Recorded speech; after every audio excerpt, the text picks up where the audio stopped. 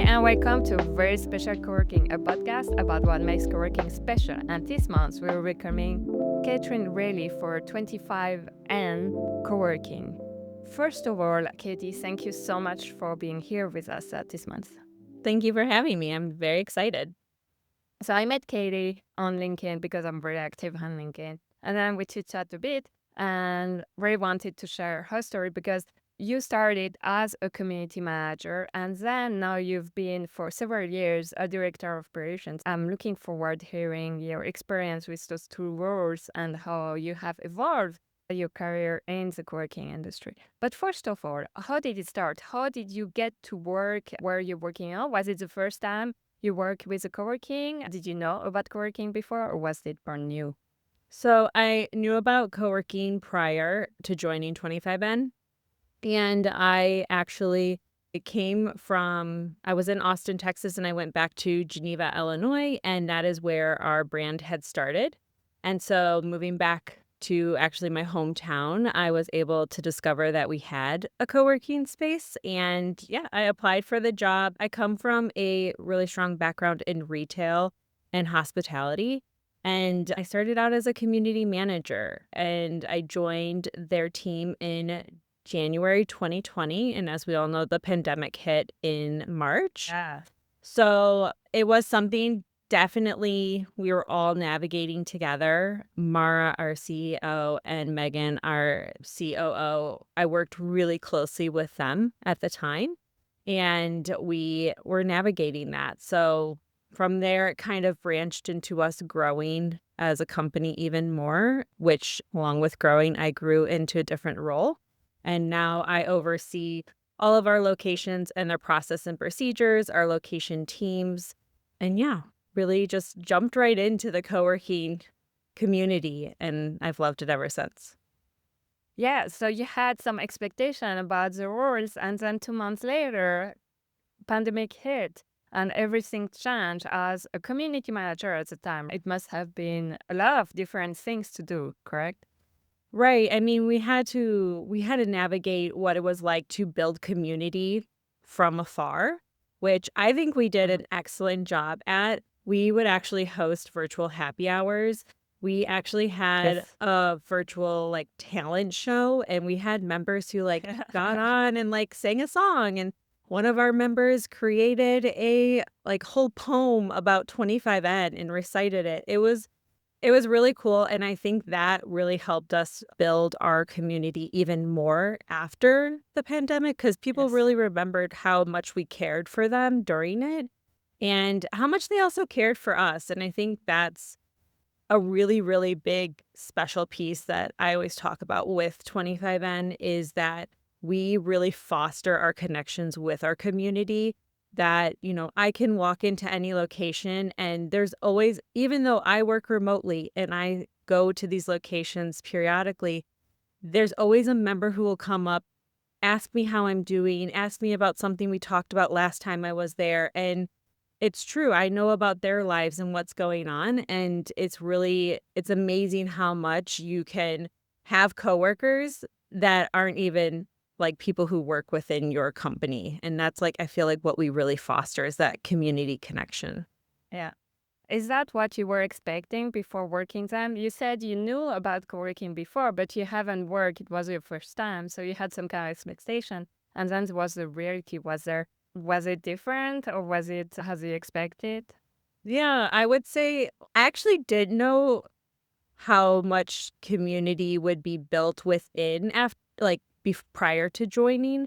I would say coming from Yes. retail and coming from I worked at SoulCycle, you have your like regular members or regular people who come to the stores. And Yeah. you get to know them, but you don't see them every day. And I think that was the biggest shift for me going and coming into being a community manager is that I now got to see these people every single day. So you got to know more about them. And I think that was something special that I didn't know going in. And I really enjoy it.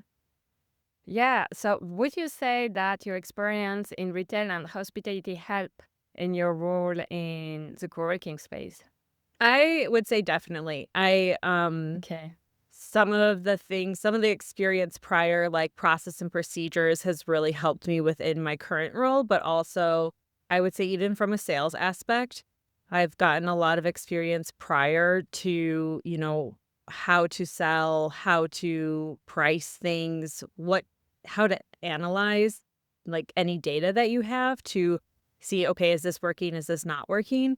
And I think that has helped me within my current role and to navigate where do we need to pivot, when do we need to pivot, and things like that. Yeah. Yeah, because before you were a community manager, but now you've been for several years director of operation.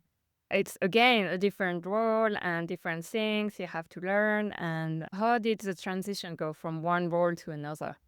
It went really well. I think that there were a lot of learnings for myself that I took on, but overall, I think it has helped where I am today.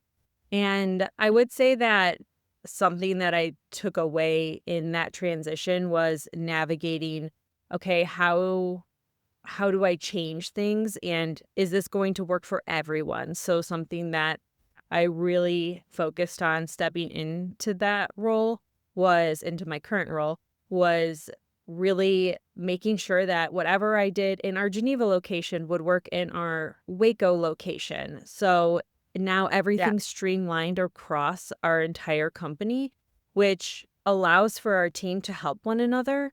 And that has made a huge impact. And it's really cool. We've even had people come from like our Illinois locations to help support a Texas location before. And they know how to operate the space because it's consistent for everyone. So I think the biggest challenge that I did face was like creating consistency. But we got there. And we're continuing to, navigate that. And maybe there might be some slight changes per location, but overall, Yeah. everyone's pretty similar. Yeah, because you have your brand 25, and then you have each location having their own flavor because every community manager is different, every member is different. So obviously, the atmosphere is different as well. So it's about balancing those two parts, right? Yeah, and our locations are different in sizes. So that's also something that's, different. I think something we've navigated this year is we've opened, three kind of different models for ourselves. And that has been really fun. We're kind of like back to the playground of, you know, what are we going to create here? How are we going to make it so it still fits in within our model, but also there's something that's maybe slightly elevated here, or we have something that we're going to change there. So that's been really Yeah. fun to navigate. Yeah, interesting. And that's about your role today at 25N. You were saying that the space started in Geneva, Illinois. Is that hmm correct? Or Correct. so Yes. that's where they opened the first space. And it opened in 2014. So we celebrated our 10-year last year. And since then we've grown. Yeah, very exciting. We've grown we've always been in the suburbs. So that's been really a Okay. big focus for us. We've never been in a big city. It's always been suburbs. So we have Geneva, Illinois, we have a Schaumburg location, we have Buffalo Grove. So those are all our Illinois locations. And then we have in Texas, we're in Frisco, Texas, and in Waco, Texas. So yeah, those Okay. are So locations. why the suburbs, not the big cities? So that was a really big focus for our CEO, Mara. She lived actually in Geneva with her family, and she was Yeah. always consistently, running around. She comes from a background of interior design, so we also have a sister company, Workplace Studio, and she wanted to have something more, steady within the suburbs. And Yeah. obviously, she knew from working from her background that there was co-working, it was always in the city, though. And so she was like, Yeah. "This is needed actually in the burbs." Like, sometimes families and parents wanna, like, just work somewhere else and then go home, but not have that hour commute, especially in Chicago, and with the weather, you never know what you're gonna get. Mm.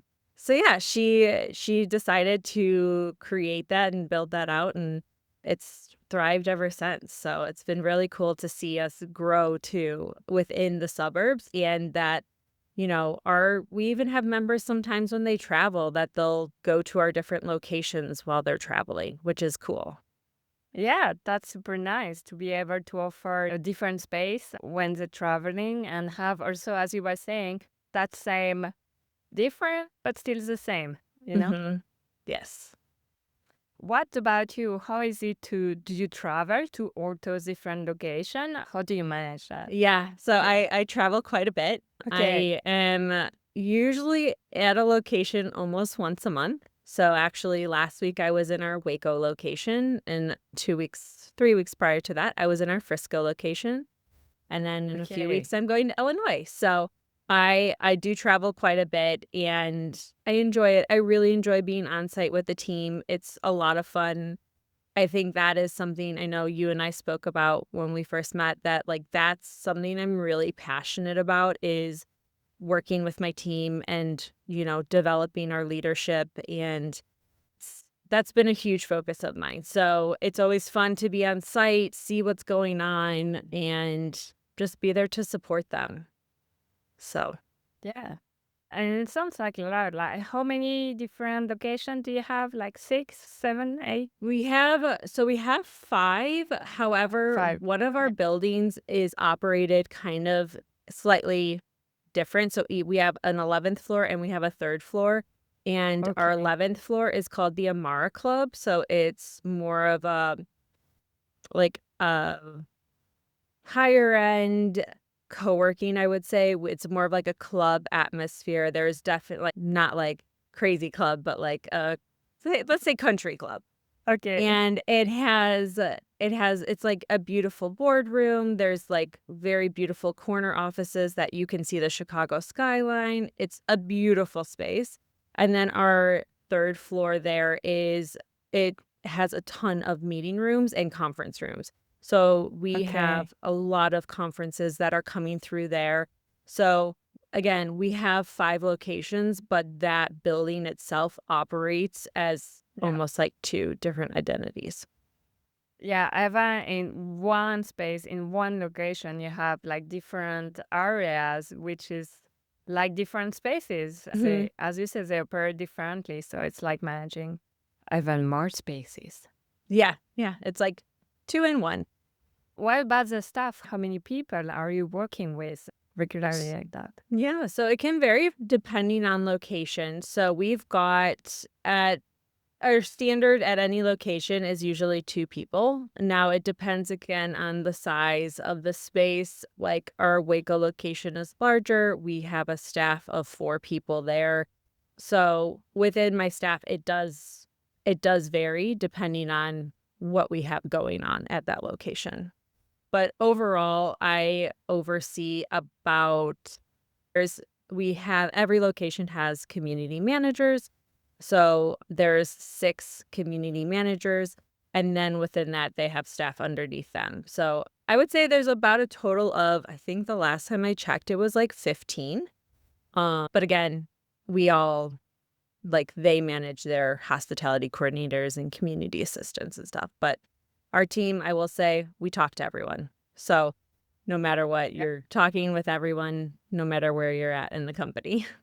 Yeah, it must be challenging to keep in touch with everybody. Of course, you're traveling, you're meeting them, and between you also keep in touch. Right. So one thing I will say is our team has a Slack channel that we always use, and there's no question that the team can ask that, nobody's going to reach out and support you. So there's always Yeah. somebody will ask a question, and then somebody's like, "Yeah, let's hop on a really quick call. I can help you out with that." So it's definitely been really helpful that the team knows the answer. It's just a matter of like finding the right resource. Yeah. So Yeah, so I guess a question as somebody answers, do you have some kind of wikis as well, or like weekly call or monthly call for different things? How do you organize all those people? yeah, so we we have a pretty intense training process. We actually built Okay. it out on Asana. And again, even if I'm the manager or a manager to someone and, they manage somebody, we everyone helps with training. So I think Yeah. that also helps with getting to know more of your team and getting to know others in the company. So we use that training process is pretty extensive. It's around like a 4-week period. And then from there, we have built out a ton of our, like, process and procedures and documented it so that the team can navigate that. We're currently in the process of transitioning over to Tranual. So that is where you can, like, optimize search and, type in keywords, and it will pull up all of the processes. So that's currently Okay. what we're, like, transitioning into. Again, I use Loom for video content for the team so they can pull up videos if they need to know. One thing I personally do, though, that has helped tremendously, especially I've been doing this for years since I've been in my role, is I actually host office hours. And so Okay. every day I used to host them every day. Now I host them on Mondays, Wednesdays, Fridays, and the team can come. They're from like 1:30 to 2:30, and they can ask me any question. And Yeah. from there, the team can, if you come to office hours, it's kind of like a first come, first serve. You ask your question, the others have to sit and wait. Usually somebody's going to learn something while they're sitting and waiting. And that's really helped out a lot. That's been, a place where I can also manage my time, where if somebody's got questions, I don't have to consistently stop everything and jump into something else. I can say, "Hey, can you come to office hours today? We'll talk about it there and, get you your answers." So that has helped tremendously for me within my management and helping also to be there every day as a support. Yeah. Yeah. You're showing you're there for them. You make time for them. That's important. Huh? Yeah. And they always know if it's emergency, call my cell phone. I'll be able to pick it up and we can chat through it. Yeah. No, that's nice. One thing I'm thinking though is that before, when you were community manager, you used to be on the side with Mhm. the members, having contact with your members all the time, and now you're more like everywhere at the same time, in contact with the community manager, but not so much with the members. That must have been a big change, right? When you move your role.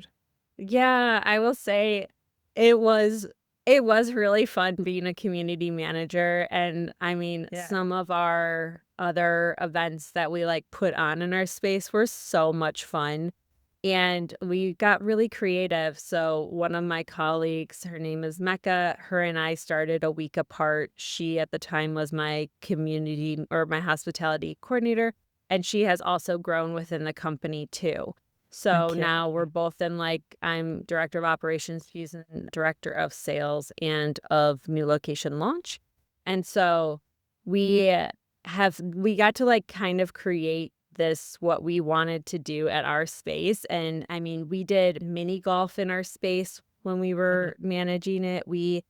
One of our members really he loved the show Mad Men, which is like, of the past type of working. So we had a day where like everyone dressed up in that like time era. And we walked around with like a coffee cart and we had a big happy hour that night. We had a board meeting and had lunch, and all of our members came and they spoke about, what they were doing for work, and from that Yeah. interaction, they actually all got to know one another, and some of our members now, they've, like, worked together on certain things because of that. So, yeah, I will say I miss, like, the camaraderie. I also think that Geneva has such a special place in my heart because that's where I was a community Yeah. manager, that community there, they're just really great, and they're so kind, and even when I go back, like, I walk through the whole entire building and say hi to all of those who I know and catch up with them, so it's a lot of fun. Yeah, yeah, it's nice to hear. There's some kind of nostalgia of being there. And yet again, your new role, not so new, but your current role is also interesting because you're there to support others to do the same. Mhm. Yeah, and like I said, there's still members that I know really well in each of our spaces. Like, I was in Waco last week, and there's 2 members that I know really, really well who we always catch up every time I'm there. And one of the one member who I remember helping him sign a contract during our grand opening, and he's still there years later. So it's like that type of stuff that that is still really, really important and something I really Yeah. love my role. Yeah, and you got to discover the spaces, how they were managed, and other members, how the vibes. So it's also more diverse. Yes. What are some of the projects you're working right now or your colleague are working right now you're excited about? Yeah, so as I mentioned earlier, we're transitioning over to Trandual. So really, Mhm. I am deep diving and scrubbing all of my process and procedure documents. So that Cool. is a huge, huge process right now for me that Yeah, I yeah. am taking on. And then we've got some new people who joined our team recently. So that Yes. we had a huge hiring phase about a month and a half ago, and we've got some amazing people on our team, and just a really big focus of mine this, Yeah. summer, I would say, is making sure they are good in their roles and feeling comfortable, and that we get them to their next level of where they want to go.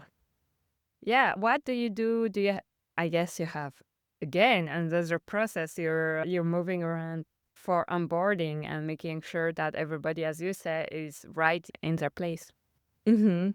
Do you mean what do I use with to make sure that's happening?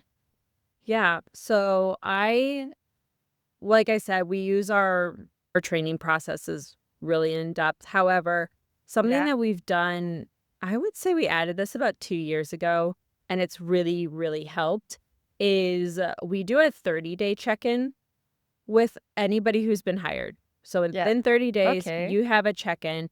It's usually not with your direct manager. Sometimes it's with Megan and Alex. Sometimes it's, maybe it might be with me. It depends on, who's available and stuff like that too. But within that, we usually get insight as to like, okay, how are we feeling in this role? Is it what you expected? Are there still questions? You need support. So then after 30 days, we then push it to 90-day check-in. And I will say it's Okay. so fun. It's really fun to reflect from like team members looking at their 30-day and being like, "Oh my gosh, I was stressed out about that," to their 90-day, and it's like, I've got this down. Like I know what this is. A really Yeah. big important piece that I talk about a lot when somebody gets onboarded is that, sorry, I am having technical difficulties Take with your something. time. Something that is really important for me that I talk to my team a lot about is when you get hired at 25N, you have to give yourself grace. It's going to take about, I always say like 90 days for you to feel good within your role. And I know I can Okay. say that because I remember stepping into the community manager role and being like, I am so lost right now. I don't know like how to handle this. And then at 30 days, it was like, or at 90 days, it was like everything clicked. Like I got it. I understood it. I knew how to operate it. So I always tell everyone, please make sure we all give you grace within these 90 days and make sure that you're also doing that to yourself too. Yeah. Yeah. No. And grace, that's a nice word. Yes. That's about your current project. What about some future project you're working on or you're thinking about? So future projects, we were Yes. always looking for growth as, 25N. So future Yes. projects is working with Mara and Megan on what is next for our company. Also, where do we operationally need to maybe change a process completely? I will say I was the conference in April, and one thing that came up a lot was around the fact of AI and what that is doing and how can we implement some of these tools within our teams and within, some we have a lot of processes that we do that are repetitive. And how can we make those so that, they're not as repetitive or it's not taking up our team's time. So that's been a really big project that I've been diving into and working with different companies and talking to them about, okay, how are you doing this? How are you doing that? And really figuring out what can I change to streamline. And some of the things we've already changed, and it's helped tremendously for my team to give them back time in their days. So we're just kind of looking at that as to how we can change and implement things to make it more efficient, but also just to find more time for the team.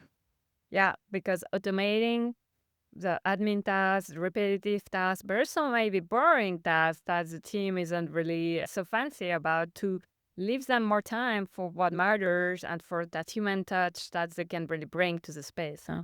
Right. And I usually, in all my processes, if it's a big company change, something that we're going to Yeah. change us like across all locations, I will always test it at one and then see how it lands. If Yeah. it does not work, Okay. then we're not going to do it. If it works really well and we, see the impact as the team that's helping me test it, then we're going to go forward with it and we're going to roll it out. And depending on how the rollout will either be one location at a time or it might be everybody all at once. But making sure too that the change doesn't feel like overwhelming for everyone too.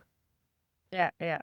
No, it's true. It makes me remember about a friend as it changed. She's working at a library and they changed their system to a new one for everybody like that. And of course, it had many bugs. So it really didn't work well. I thought, that's not how you do it. When you change something so big, you change it, as you were saying, with one person, a small group of person. You test it, see how it's going, and then you change bit by bit in waves for other people, but not like that. Yeah, no, it does not go over well. Also, like, you just wanna make sure you're there to answer everyone's questions. If I'm rolling out something big, I got this actually from Mara, the rule of 3. So, it's always Yes. spoken about within a meeting. It's always written about I do a weekly wrap up for the team, so outlining anything that changed or anything they need to know that's coming down the line. And then I will always touch upon it within our one-on-ones. So that's something that Yeah. every time I roll anything out, we're touching it 3 times to make sure everyone's Yeah. feeling good. No, that sounds great. Yeah. I'm thinking about it for myself. Thank you. We're slowly getting towards the end, sadly. But before that, is there anything else you want to talk about? Not that I can think of. This is really fun. I enjoyed it. Thank you. Thank you. That's the goal. And I hope that the fun gets shared with everybody listening and watching this so that we can all have fun together. Because that's one big important point is, of course, it's about automating stuff. It's about getting the training and everything, but it's also about having fun and sharing the fun with your colleagues, your members, and everybody. Yeah, 100%. Cool. Well, Katie, thank you so much for this very fun talk about 25N and your journey in the co-working industry.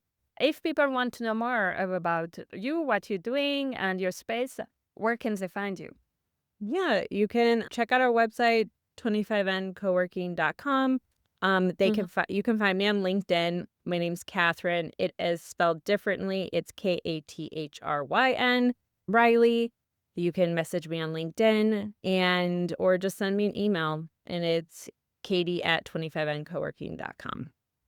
Okay, I'll write that down in the show notes so that everybody can find the link easily. And that's it for this month. Thank you so much and catch up later on LinkedIn. Thank you. Appreciate it. Bye bye. Bye.